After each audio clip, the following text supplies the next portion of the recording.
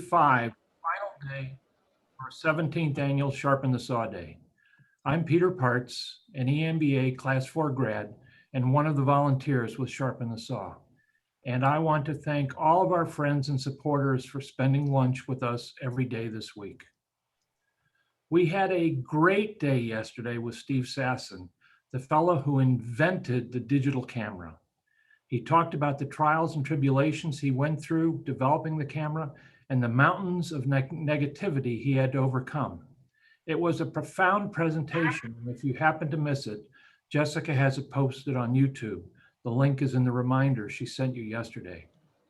Probably the best advice he gave us, and he gave us a lot of advice, was the importance for all of us to stay curious in life, to continue to be eager to know more, and to continue a lifelong education. Again, if you missed this talk or any of the previous 4 days, you can go back to watch. Jessica posted a link to all the presentations in today's Sharpen the Saw reminder. We have 2 speakers today, John, our first major presenter, and then a brief talk about development at Saunders by Liam Walsh before we close out the week.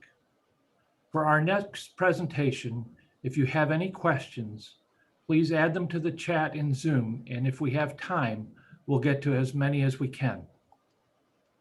I would like to start out today by introducing Bruce Peters, who will introduce our keynote speaker. Bruce has enjoyed a 30-year diverse career as a lawyer, an executive, an entrepreneur, an educator, and an outstanding business coach. He also serves as an adjunct member at RIT, where he has taught courses in business and business law. Bruce has been a big supporter of RIT, has been a huge supporter of Sharpen the Saw over the years, and he is the biggest cheerleader that I know for Rochester. Thanks to COVID, we've been waiting a whole year to bring our next speaker to Rochester, and we're glad he's here today. Bruce, you'll be fielding questions with John after his presentation. Why don't you go ahead and introduce him and to our audience and give him your big Rochester welcome. Bruce, the floor is yours.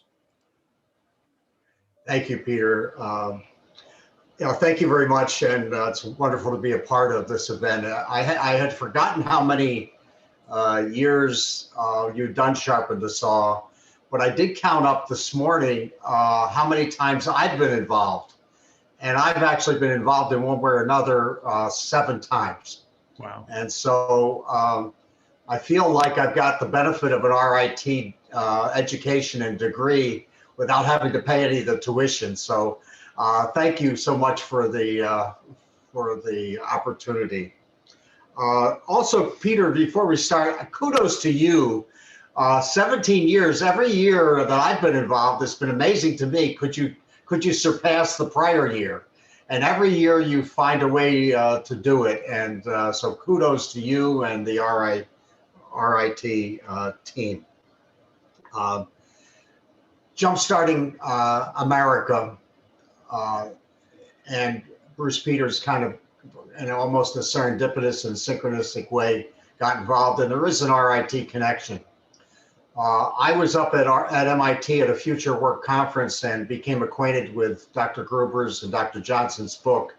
While at that future work conference, I was there at the behest of Mike Mandina, who is one of your graduates, and I don't know if Mike's on the call today, but at his behalf, because he was being honored, he and his partner were being honored at RIT as Lifetime Entrepreneur Awards. So a little serendipity and synchronicity, and John, that's kind of pulls it back all together for us and you. We do have in the audience today some guests of Peter in the program, members of the Jumpstarting Rochester community. And if we have a few minutes at the end today, I would love to have acquaint you with that program itself, which is an outgrowth of our connection with Dr. Gruber. And if not, if we don't get a chance to talk about at the end of the day, we'll provide some links for you and some follow-up, and I'd be happy to take any questions at any time. For those of you who don't know, of course, everybody in Rochester should have read this book, but if you haven't read the book yet, Can you see that out behind my background? You can. So it's Jumpstarting America, Dr. Gruber and Dr. Johnson. If you want to fast forward to page 268, 236, you'll see Rochester is number one and at the top of the list of 102 regions in the country for potential for technology innovation hubs. Dr. Gruber is a professor of economics at MIT. He's an architect of both Romney Care and Obamacare.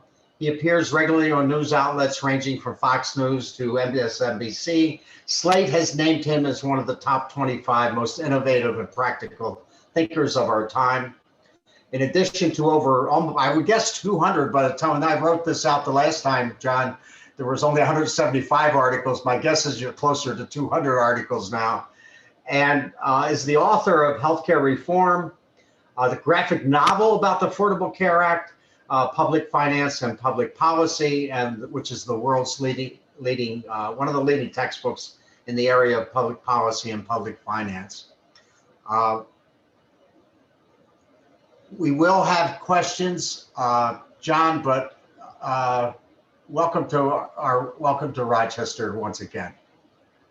Thanks, Bruce. It's great to be here. It really was serendipitous that when Simon Johnson and I wrote this book and we put the data together to think about places in the country that could really be primed to be the next great technology hub, Rochester was number one on the list, and it worked out very well. And I've grown to know and love the city very much in the years since, partly through Bruce's efforts. So what I thought I'd do in the talk today, as I talk a little bit about the project that Simon and I embarked on now 4 years ago, almost 4 years ago, talk about the book that resulted, and then talk about where we are today in terms of moving forward on developing great technology hubs in America. So the genesis of this project was really in many ways the Amazon HQ2 competition, which you remember from a few years ago, which was, Amazon announced they were going to build a second headquarters. They announced this in a period of really explosive economic growth. It was, during a period in the late 2010s when economic growth was very rapid. Despite that fact, about 200 cities applied to be the location of HQ2. And Simon, my co-author Simon Johnson and I found that very interesting. We said, gee, if America is doing so well, why are all these cities so excited about becoming the next place for HQ2? And we realized that sort of America wasn't doing as well as the headline numbers suggested, that our growth rate had really slowed in recent decades, that our growth rate had fallen from a growth rate of 4% in the decades after World War II to below 2% now. And the growth was happening was very concentrated in a small set of what we call superstar cities. Indeed, recent evidence of the Brookings Institution suggests that 90% of all innovation jobs have been created in the same set of 6 cities over the past 15 years. These sort of coastal superstar cities, we know what they are: Boston, New York, DC, San Francisco, LA, Seattle. We're sort of dominating innovation and really sort of the innovative nature of growth in the US. And so we started thinking about these problems, and we landed on a number that was not well appreciated, but I'd like to say thanks to us. You heard President Biden highlight in his news conference yesterday, which was that the US used to spend 2% of our entire economy, 2% of our GDP on public science, on publicly financed research and development, 2%. That R&D grew out of World War II. It grew out of our response to Sputnik. It grew out of our effort to get to the moon. And the first third of our book is really about the history of how America used this growth in public financing of research and development to become great. The story of not only how every single piece of technology you have grew out of these decades of expanded R&D in the wake of World War II, but how the modern US economy grew out of that. How industries from semiconductors to computing to modern pharmaceuticals to airlines all grew out of government investments in research and development in the decades after World War II. It wasn't just government investments, by the way, in research and development. It was also government investments in educating the scientists and technologists of the future. The National Defense Education Act of 1958 made a massive investment in science education. I liked what John. So that we basically had a situation where we were investing in the demand for skills through more government investment in R&D, and freedom and the supply of skills through more training of individuals to be technologists and scientists. The result was a massive increase in the skills of our workforce in the US and massive increase in what we earned, and really the creation of the greatest middle class the world has ever seen. We then went away from that after the mid-1960s, and growth suffered. Today, public R&D is now 0.6% of GDP, putting us 12th in the world and falling. Now, the second part of the book, so the first part of the book is sort of the history of how we got there. The second part of the book is the economics of why we care. You might say, after all, look, at the end of the day, private companies do a lot of R&D. Kodak, Xerox, they did a lot of R&D. Why do we need the government to do R&D? The private sector can do it. And the second part of the book is sort of explaining why that's not true. Why private company research and development efforts are not sufficient. And there's really for two reasons. The first is the reason we call spillovers, which is that basically much of the gain from research doesn't just benefit the company that does it, but other companies. But only if that research is made public. When one company does their research just for themselves, it can't spill over and benefit other companies. And increasingly, that's the case. A great and really interesting fact is much of the great science of the last half of the 20th century was actually done by corporate scientists. Nobel Prizes were won, great inventions were made based on research by not just by scientists at academic universities, but scientists at corporations like Xerox and Kodak. That's ended. Publications by corporate scientists have fallen by 60% in recent decades, as basically companies just do science to benefit themselves, not to benefit society. And that's not surprising. That's what's in the profit maximizing interest. It's sort of almost surprising it was the other way before. So that's one problem they're relying on the private sector, is they're not doing the general investment in technological knowledge that benefits the whole economy. The other problem is that there's a failure in our nation's economic infrastructure of translating new ideas to new companies. Now, we all know about the venture capital sector in America and what a huge success story it's been. But that success story has really been built on a particular type of company, on IT companies, on Apple and Microsoft and others. In fact, venture capital works very well when you've got an investment that's risky, but low capital expenditure, and to reveal itself relatively quickly as to whether it's working or not, like a new app. Venture capital does not work very well when you've got investment that's expensive, that has a lot of, and that has it's going to take a long time to decide whether it pays off. That's not the sweet spot of venture capitalists. Venture capitalists want to make a bunch of short-term bets, which are very risky, figure out in 3 to 5 years if they've paid off, and then follow up on them. That's the venture capital model. As a result, a lot of the investments in sectors we need, from robotics to clean energy, aren't supported by the private venture system, because they take too long to show themselves, too long to reveal themselves. In the book, we have a lot. The book is sort of a mix of, wonky economics ivory tower articles and some fun stories. One fun story here is a story of what happened to a company called Boston Power. Boston Power was a company making lithium-ion batteries here in Boston, obviously a critical technology for the future of fighting climate change. They were doing very well. As a startup, they had customers including Hewlett-Packard and Saab. But they wanted to grow. They wanted to build a new plant in Western Massachusetts, providing 500 new jobs to the community that really needed them. And no venture capitalists would provide them the $200 million they needed, because it was too big an investment. It was going to take years to build the factory. They weren't interested. Well, no US venture capitalists would. Chinese venture capitalists were delighted to provide them the money, with just one small condition, which is the plant had to be built in China, not in the US. As a result, hundreds, and ultimately, as this company's grown, thousands of jobs are not in our country that could have been here if we'd had the vision to finance this kind of investment. So that's kind of where private R&D is falling down on the job. It's not getting it done. But that doesn't mean the government could do better. Okay, let's be clear. Just because the private sector isn't doing enough R&D doesn't mean public R&D is necessarily the right way to go. After all, we're not in the 1950s anymore.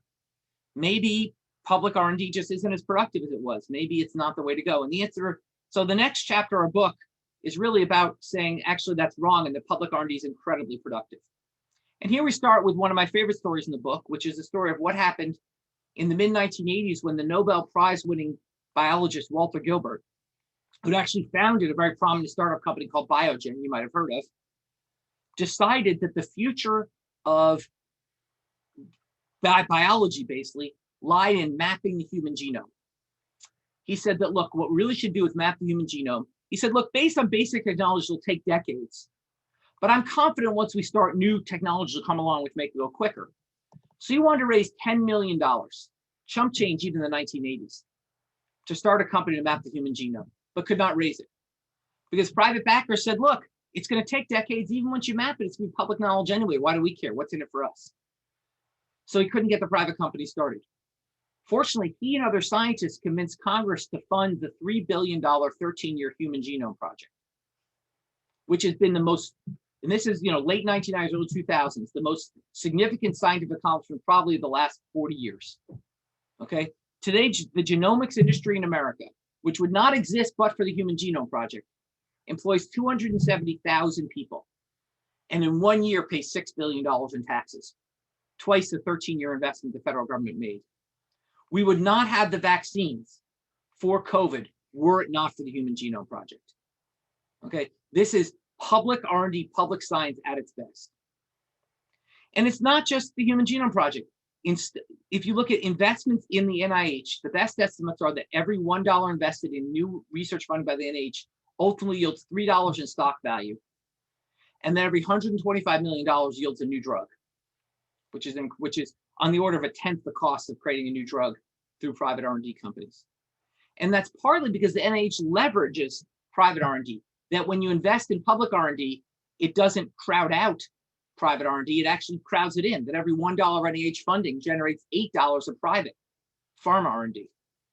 And it's not just pharma, it's everything. So for example, it's a story of what happened when a small Cambridge company, again, founded by an MIT grad, got a defense contract to do the R&D to develop a better technology for finding mines. And he developed this cool new technology for finding mines. He said, you know what, this technology can be used for other things. We could actually make an automated vacuum. And the Roomba was born. Today, iRobot, which would not exist but for this defense company financing, this defense department financing, employs thousands of people, mostly making Roombas. Okay, so this is how public R&D financing can promote economic growth and jobs in America, even today. But public R&D and private R&D both face a similar problem, which is they're much too geographically concentrated. Much too much of the scientific innovation in our country happens in only a small set of coastal cities. Okay, 3/4 of venture capital in America is in only 5 cities. And the vast majority of public financing of R&D goes to states, goes to Massachusetts, California, Maryland, is not spread around the country. Now, one question when we bring this fact up, one question our colleagues always challenge us with, well, maybe all the good scientists are in those places, so that's where all the money should go. And that's just wrong. Okay, there's great science being done all around the country. And to demonstrate this, we went to the data. So we went to the data and asked how many places in America have at least 100,000 people of working age populations, they're big enough to become a technology center, have at least 25% of the population college educated, and have an average house price below $220,000, the median in the US. And we found 102 locations, places like Rochester, New York, places like Phoenix, Arizona, Baton Rouge, Louisiana, Columbus, Ohio, Atlanta, Georgia, places all over the country, which are not tech hubs today, but which have the potential to be so. Okay, these are places, but the problem is to be so, they have to get a jump start. They have to compete with those superstar locations that are really taking all the economic activity now. So that leads to sort of the last part of the book, which is our proposal for Jumpstarting America. And here, for this part of the book, we really motivate it with a story, my favorite story in the book.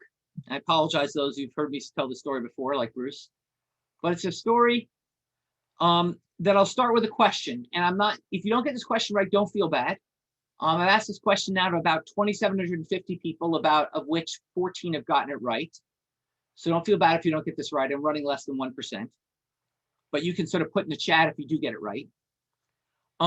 What city in America, and no fair if you've already read the book, Bruce, what city in America is the home of the computer simulation industry for our nation, if not the world, the computer simulation industry, as well as the largest university by enrollment in the country? So what city in America is the national, if not international, home computer simulation industry, as well as the largest university by enrollment in America? I don't know how many of you guessed Orlando, Florida, but that's the correct answer. And if you didn't, don't feel bad, okay, because almost no one ever does.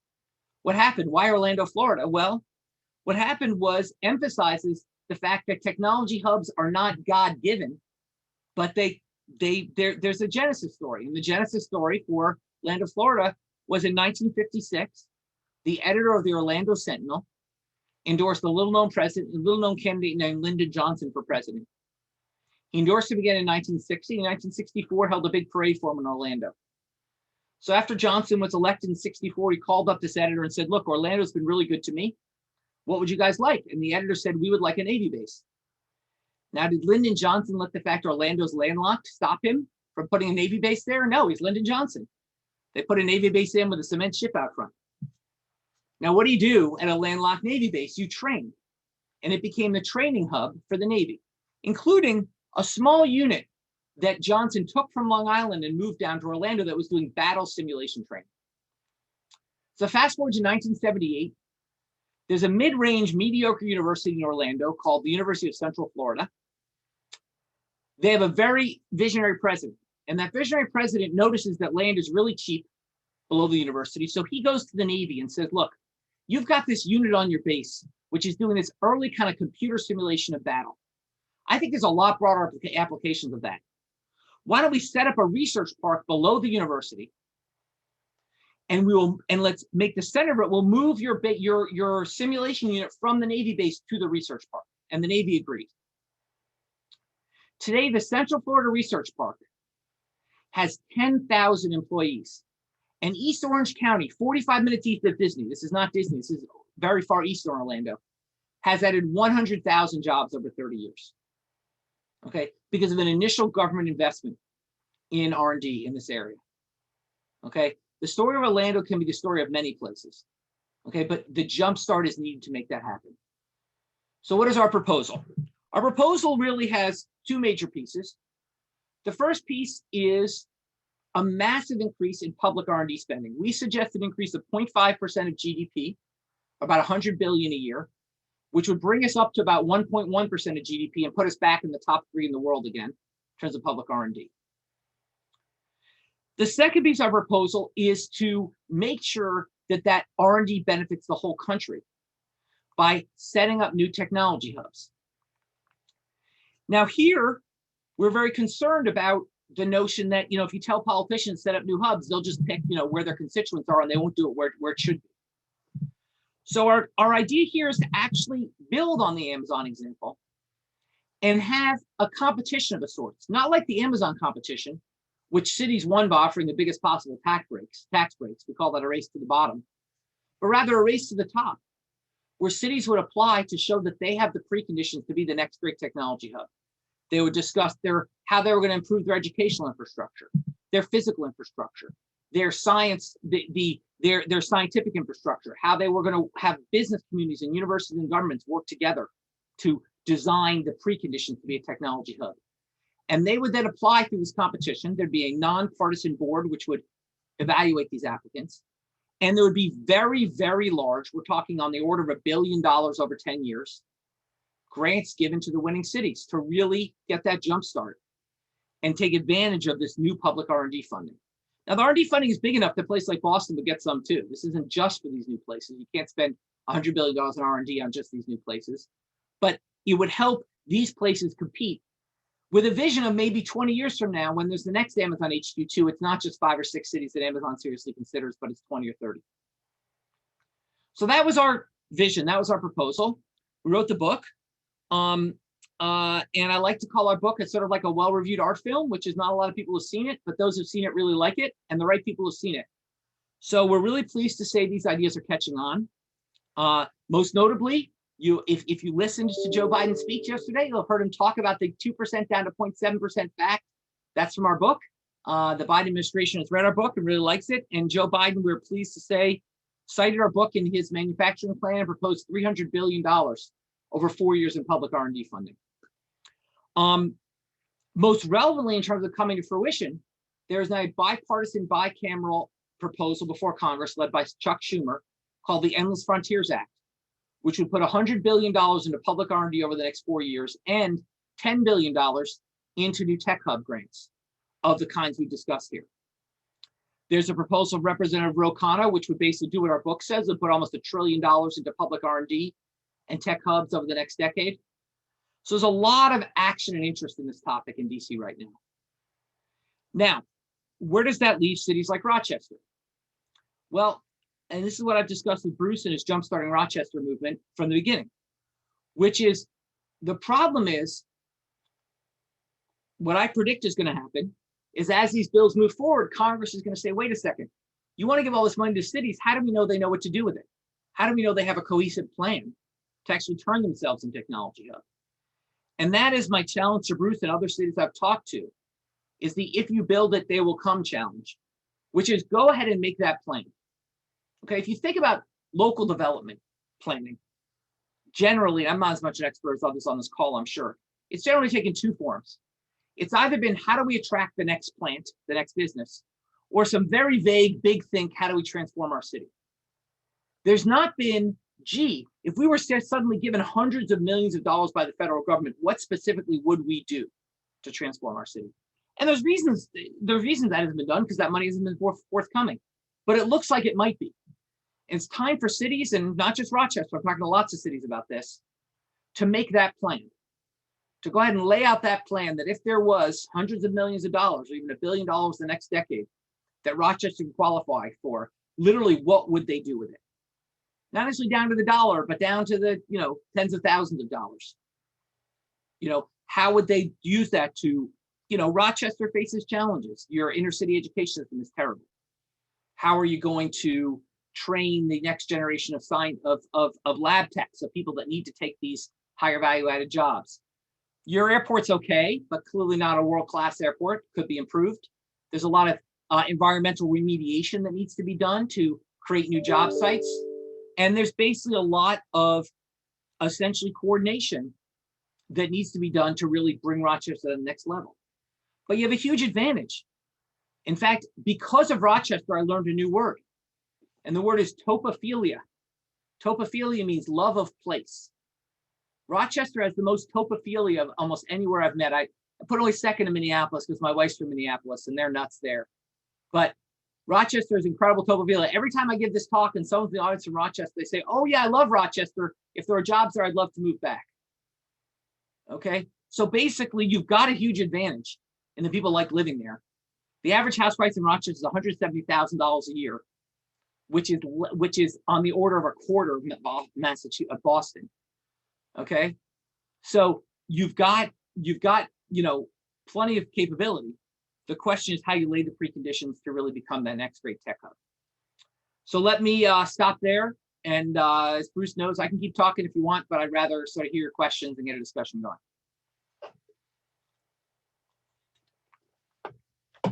Let me just unmute here. John, thank you.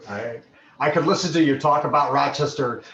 Peter is absolutely wrong about who's the best cheerleader for Rochester. Is that John Gruber is the best cheerleader for Rochester. And what I loved about our first conversation, everything you said in the book about Rochester was true, and there is so much more. And so I thank you for spending some time to actually think about that and familiarize yourself with our community. We do have some questions, pre-questions we had from our members of our Jumpstarting Rochester community, but and you've touched on several of these. One of them is a kind of in your original proposal, you had like 5 bullet points, if I recall, and a couple of those are moving forward. Are there some things that, you mentioned that they are moving forward, but what else is going on, and where else that might be useful for us? Yeah, I mean, I think there's a couple of things moving forward. So one piece that's moving forward is really in the wake of COVID, there's just a huge amount of interest in pharmaceutical innovation and R&D in the pharmaceutical space. And I think that's going to be a real focus of attention more than it might have been before COVID. And so I think thinking about that space is quite interesting.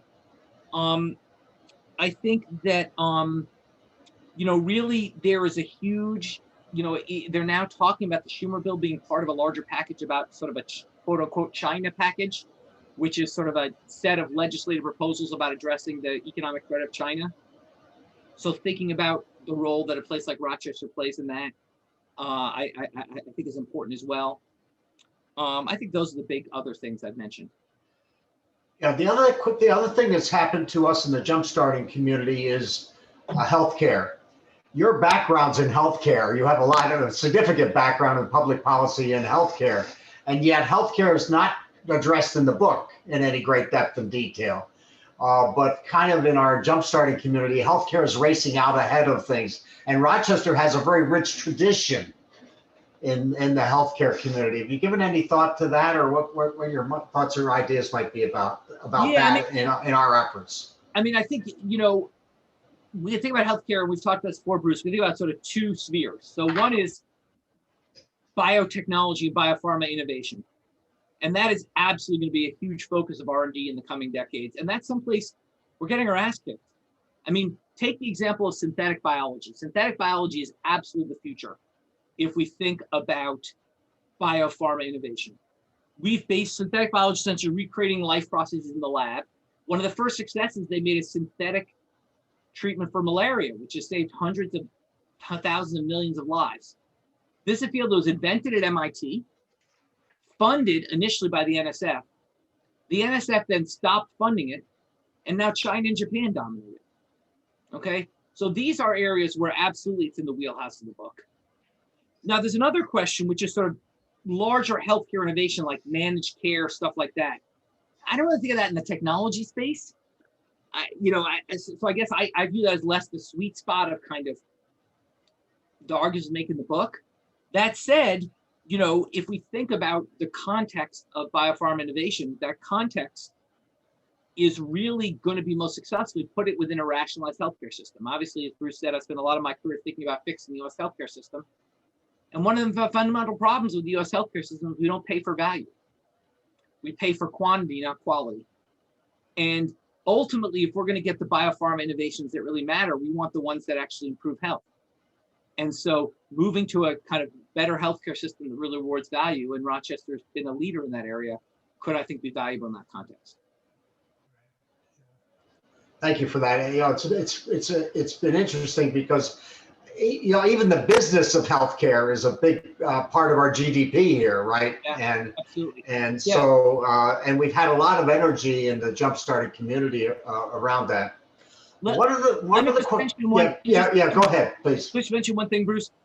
You're absolutely right, but you know what? Everywhere's got energy on healthcare.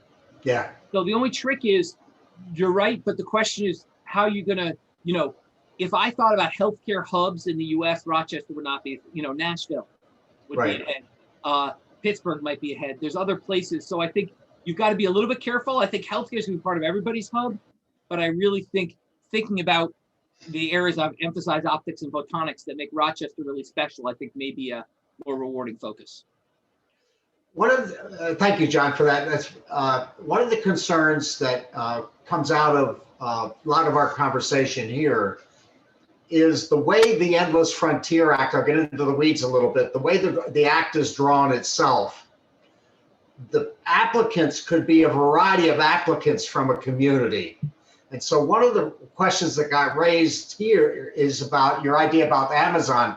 How do we get the community to cooperate, and how important would it be to bring our whole community together, that the application not come from just one segment of our community.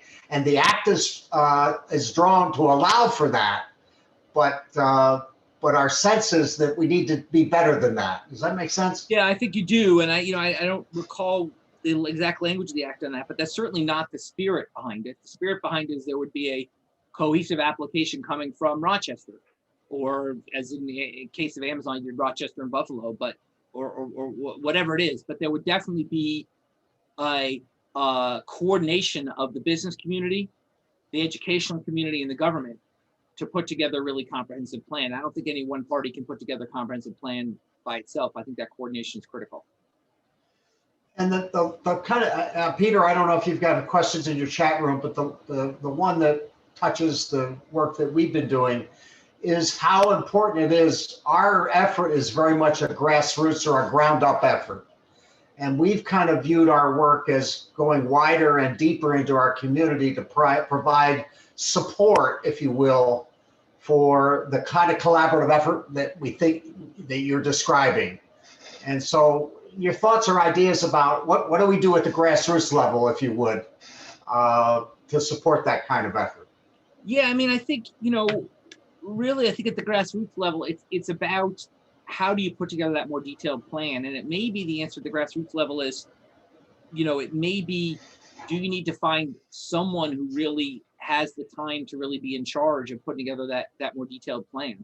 That lots of people have lots of good ideas, but someone's got to actually take the time to put those ideas down and form a really coherent plan of, to go to the airport manager and say, what's it going to cost to improve the airport, to go to the environmental resource manager, say, what's it going to cost to remediate these areas, to go to the educational systems and talk about what educational investments are needed to really, research those details. Bruce, one of the things, questions coming in, one of the pieces is John, you talk about if you build it, they will come, and time for cities to make the plan. Could you take a couple minutes and talk about what should that plan look like? Yeah, I'll be rather vague at this point, and that's all I can be. But basically, I think what that plan should look like should be thinking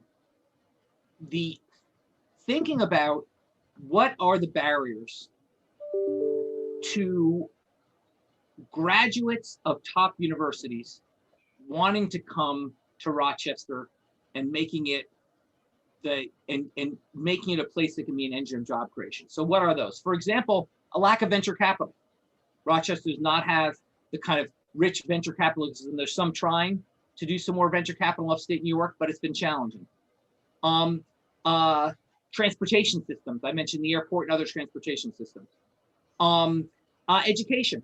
How do you make it more attractive educationally for young professionals to want to be in and around the Rochester area? The university infrastructure. How, do you need new buildings, new labs? Business infrastructure. What are the new sort of buildings that are needed, infrastructure that's needed? The things like the smart grids, or laying fiber cable to houses so that individuals can communicate more effectively with the internet. Thinking about, really in some sense asking, what are the set of things that are going to make it attractive to this next generation of tech entrepreneurs to want to be there? John, just kind of building on that a little bit, one of the things that came up also, it keeps coming up, is in the top 25, almost all of the upstate New York State, upstate cities are in the top 25. Is there any advantage of the region that could be leveraged? Well, it's a really interesting question. It's true. A lot of the top cities are upstate New York. And why is that? It's because the cities that really do well on our list is not designed to be about redistributing to places. It's about places that have potential. And places upstate New York, which were formerly boom towns of industrial success, have potential because they have a lot of that boom town remainder is excellent universities and a great housing stock and a very skilled population. And I think it's a very interesting question about what is the right model. Is it Rochester, or is it Rochester Buffalo? Is it sort of a research triangle model, or just one city? I don't know the answer to that. Obviously, there's a trade-off. On the one hand, if you're too far away, then you can't get this sort of agglomeration. Everyone wants to sort of live together. You look at Kendall Square, wants to sort of live together and be close to each other. Rochester and Buffalo are a couple hours from each other. You know, if you have Rochester and Buffalo, is it hard to build a cohesive community across a space that big? It's a trade-off. Once again, in some sense, as I said to you before, Bruce, I viewed this book as raising as many questions as it answers. Yeah. It's just really about getting people to think about these things. As we look at the future, what industries have the biggest growth potential in the next 10 years? And then the other question is, if we would pick a couple hubs to focus on in Rochester, out of those industries that look good for the next 10 years, are there any hubs you'd recommend? Yeah, I mean, I like to say that Simon and I are technology optimists, but not technology futurists. We're optimistic that there's a ton of really exciting technological opportunities coming down the road. You know, I don't feel confident that I put money on any one or another, and we emphasize some in the book. I really am very optimistic about synthetic biology. I'm very optimistic about optics and photonics, which I think should be a real focus for the Rochester area, given your history. Obviously, robotics and artificial intelligence and biopharma innovation are going to be really, really big areas. I think there's just a huge focus right now in the Biden administration on climate change. So I think things related to green energy are going to be really big. I think even things like I could see a real important technology hubs in the Midwest working on agricultural technology. In terms of where it goes, I think they're going to be all over the country. I mean, I think it's really going to be about, I think the thing is, it's going to be about the places that really come with the most comprehensive plan and that get the most federal support. Talking about federal support, another question we have is, have you seen a successful preparation for investment in government research by a city? I mean, I think it's a good question. I've seen a real focus. I mean, I've seen cities really, I've seen university led, but I haven't really seen, it's a good point. I haven't really seen a city led. I have to think about that. Nothing comes to mind. Another question, do you think that post-COVID remote working would be a disruptor that technology hubs growing and being invested in? You know, it's a great question. You know, people have always asked, like, you know, this book was distinctly pre-COVID, and people ask, is COVID strengthen or weaken arguments? And I think it goes both ways. On the one hand, it strengthens our argument because it highlights the value of R&D. It highlights the value of science. I mean, vaccines are a modern miracle. On the other hand, you know, part of our argument is that you need technology hubs because people all want to live together. The question is, that still true? Do you need technology hubs anymore? I mean, in some sense, one view, you know, I can talk about this, one view people always had, look, we got these 6 cities on the coast. We could just have everything resolved there. And the problem is the cities don't want people to move there. They won't build enough housing. But if you don't need to live in San Francisco and Boston, you can live wherever you want and work in San Francisco and Boston, then maybe we don't need new technology hubs. I don't think that's true. I think 5 years from now, life's not going to be, barring a rolling series of pandemics, presumably we get this under control as it's looking now, I think we'll be back to people wanting to all live together, wanting these technology hubs, wanting to interact at work and interact socially.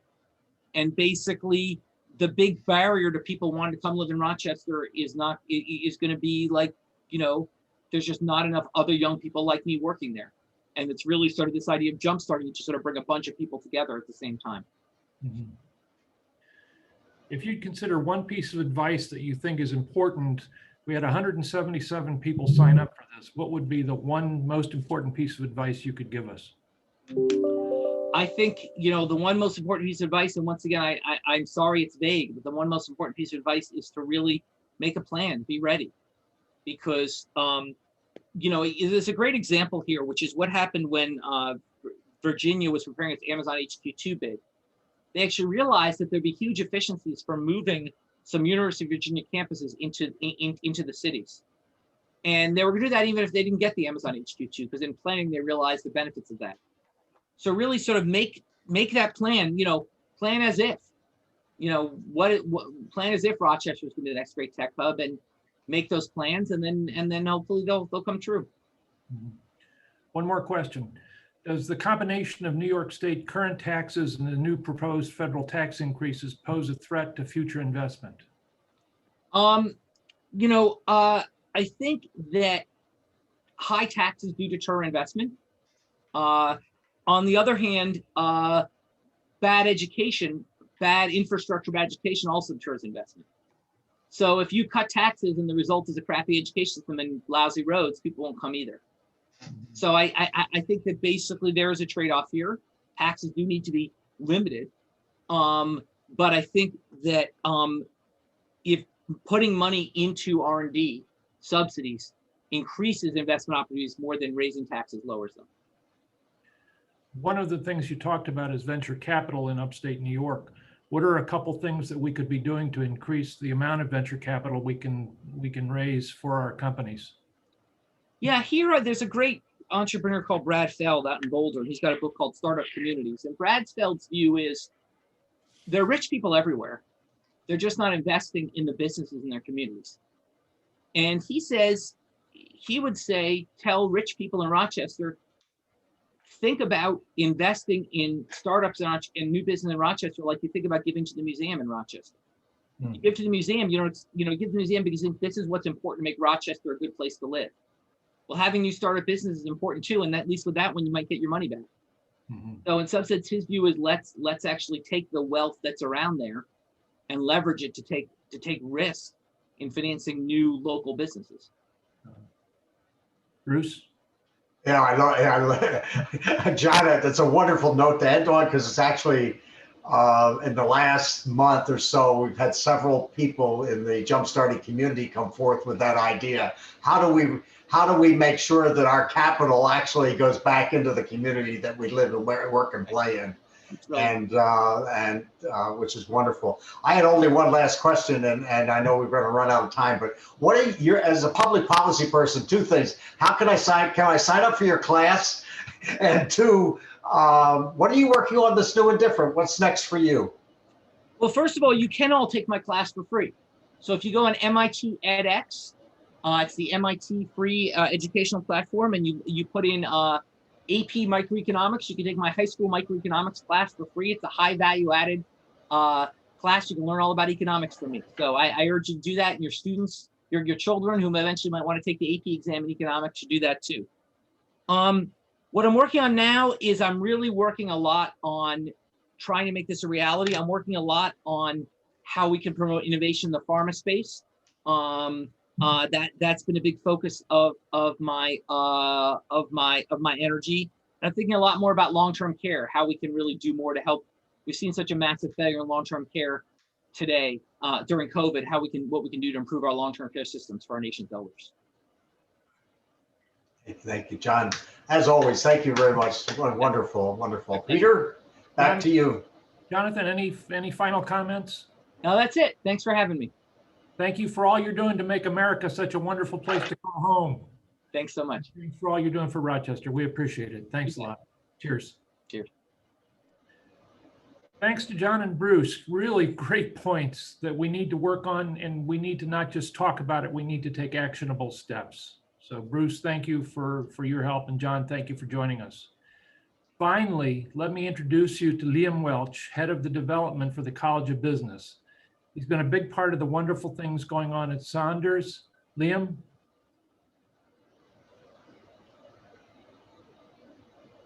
Yes, can you bring him in?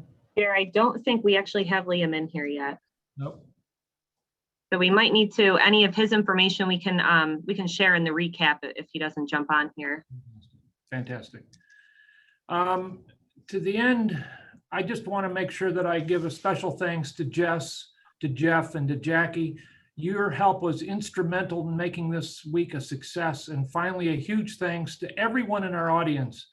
We're doing this for you, and I hope that your joining us will make a positive difference in your life. To end, as Steve Sasson said yesterday, stay curious. And I hope to see you next year at the 18th annual Sharpen the Saw. Thanks for joining us. Cheers, everybody. Peter, there's Liam if we want to let him share quickly, if we still have everyone's attention. Sure. Liam?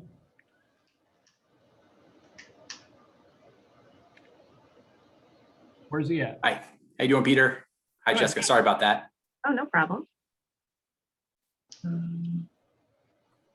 Good afternoon, everybody. Floor is yours, Liam. Okay, great. Just gonna pull up my presentation.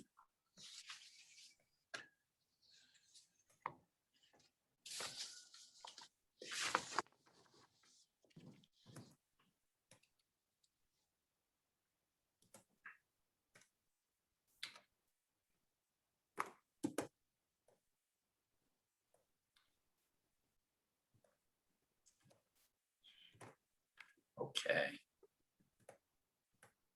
Everyone see that okay?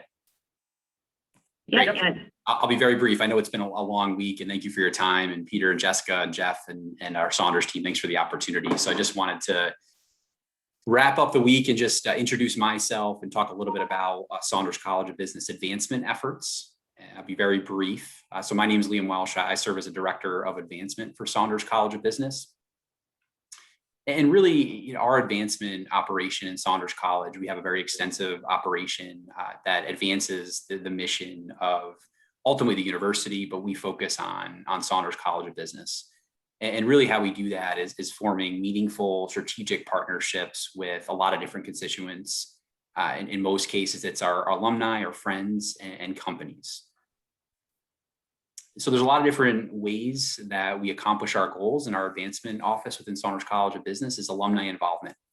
So we really want our alums, and you're now part of 135,000 alums at RIT. We obviously know that you have a strong connection to the MBA program as alums of that particular program, but we want you to stay connected. And we're grateful that you took advantage of Sharpen the Saw, and you'll continue to take advantage of Sharpen the Saw moving forward. But there's so many other opportunities for you to connect your expertise back to our college community and really give back your expertise, suggestions, feedback, and a lot of different platforms. So I just highlighted some examples here, inviting you to come back to campus in normal years to speak to students. Our students really benefit from engaging with industry leaders that represent a variety of different disciplines, thought leaders. So it really provides a nice complement to what they're learning in the classroom. So we hope that you'll take us up on invitations to speak to students in various platforms. Ultimately, coming back to campus and speaking to students in a class. If that's something you're interested in, I'll share my contact information afterwards. But we'd love to be able to connect you back to students in that type of way. We also have advisory boards. I know our EMBA program has a really robust and talented group of volunteers that advise the MBA leadership, but we also have other industry advisory boards within Saunders College of Business. Each one of our departments has an advisory board that offers suggestions, advice on curriculum development, on what's happening in industry, so we can make sure that our students are learning and they're ultimately prepared to enter industry and start adding value to the company that they're working for. So we always invite those that are willing to volunteer their time and expertise to serve in a more formal advisory board capacity, to express their interest either through connections they already have, faculty connections in the department, or again, reaching out to me and we could have a conversation to discuss what that may look like. And as I alluded to earlier, you're now a part of, and you probably know this already, a really strong group of 135,000 alums throughout the world. So just knowing that, obviously we know that you're active alumni in our EMBA program, but I just wanted to quickly point out that we have extensive programming for all of our alumni. And I'm just going to open up this website here. Let's see if I can just share. So this is our alumni relations website. If you're interested, take a look at this website. There's so many benefits that we offer as part of our 135,000 alumni. Benefits both from engagement opportunities, events, different types of opportunities to take advantage of our wonderful programming that we offer our alumni, different networking opportunities where you connect with one another and start to build those networking relationships, recruiting opportunities. So looking at companies or alumni that represent certain companies, recruit other alumni to come to their companies. So I just wanted to point this out, that you're part of a very engaged group of 135,000 alums throughout the world. So take advantage of some of those opportunities. And our website offers a glimpse of what we have to offer our alumni. And I just encourage you to take a look at that and get involved outside of the MBA program and really join our alumni network from a university perspective. Okay. Very quickly, corporate involvement.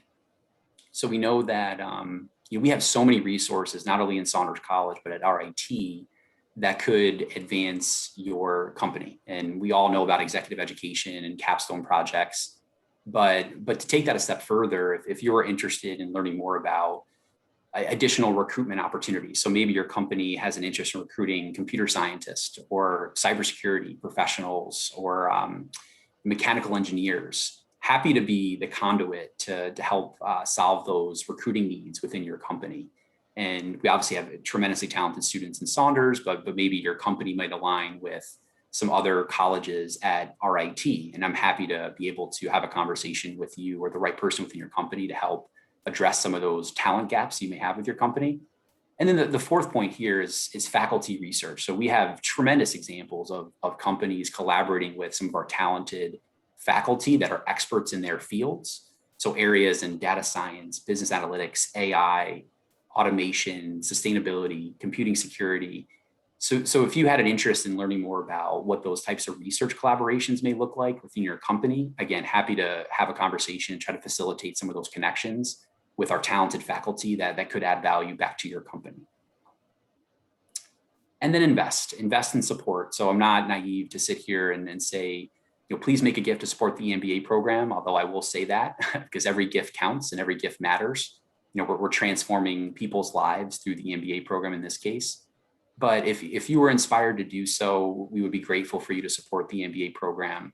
But I understand that so you have to give from the heart. You have to be inspired to give. And I hope after this week of connecting with great leaders and thought leaders and success stories and one another, that you may be inspired to support the MBA program. Some areas that I just wanted to point out is our EMBA General Fund, which provides unrestricted general support for the EMBA program. That could help with scholarships, technology upgrades, the international trip. That's a very important fund that we try to highlight as we try to grow the program and offer just transformational learning experiences for our students. EMBA scholarships. I'm not going to point that out here for the sake of time, but we have several existing EMBA scholarships. We all know how important EMBA scholarships and scholarships in general are to be able to offset the cost of tuition to pursue an EMBA scholarship. So I'd love for you to take a look at some of the existing EMBA scholarships that we have available. And if you were interested in supporting one of those, we'd truly be grateful. And the process to make a gift, if you were interested, I'm going to just take you through this very quickly. Off the main Saunders College of Business website, show my screen one more time here. If you go to the Saunders College of Business website, and right in the middle of the screen here, we have a tab that says Alumni. And off this alumni page here, to the right is support. And this takes you right to the University Advancement website gift office, where you could make a gift to a designation of your choice.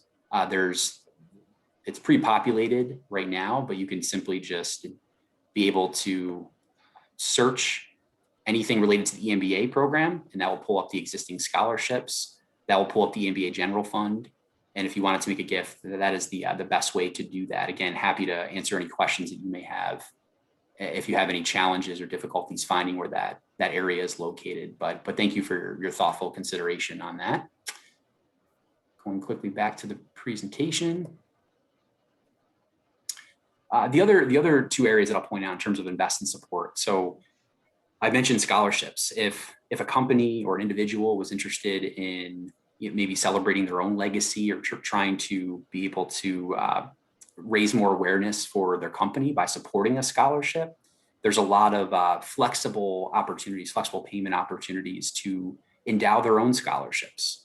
And there's no greater need at RIT, and especially the MBA program, than supporting scholarships. So I just call that out because we've been very fortunate over the years in Saunders College of Business to have many very talented and successful and generous alumni give back by supporting their own scholarships that have set criteria that add tremendous value to providing educational opportunities to future students. So I just share that again, if that's something you were interested in pursuing or discussing, happy to provide more information at the appropriate time. And then corporate gifts and brand awareness. I'll talk a little bit in my next page here. The last slide that I have is our Saunders College of Business expansion project. But there's a lot of creative ways where if a company was interested in providing or having more awareness within our college or within RIT, there's a lot of creative ways that we can accomplish that. It could be in the form of supporting some of our student groups, and you could have that direct impact in providing transformational learning and educational opportunities to support some student groups that are aligned with what your company is focused on.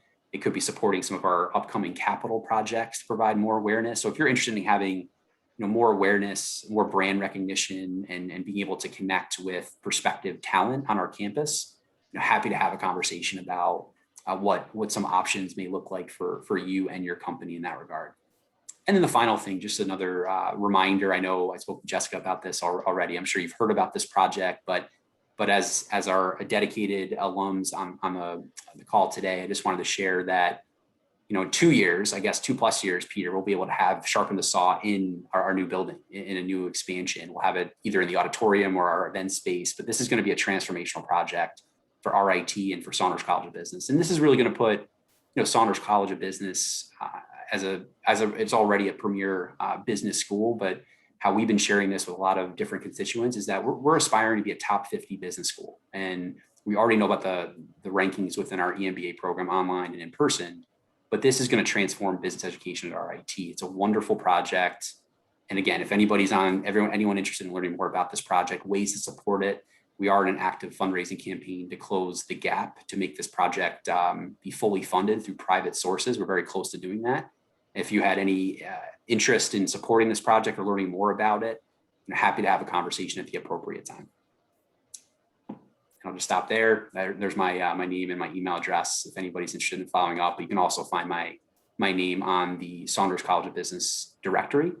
And I appreciate your time. Sorry, I went a little bit over, Jessica and Peter. And thank you for your commitment and your engagement this week during Sharpen the Saw. Liam, I just want to say thank you for reminding us about all the great things our IT can do for us. And I want to thank the audience. Thank you for joining us.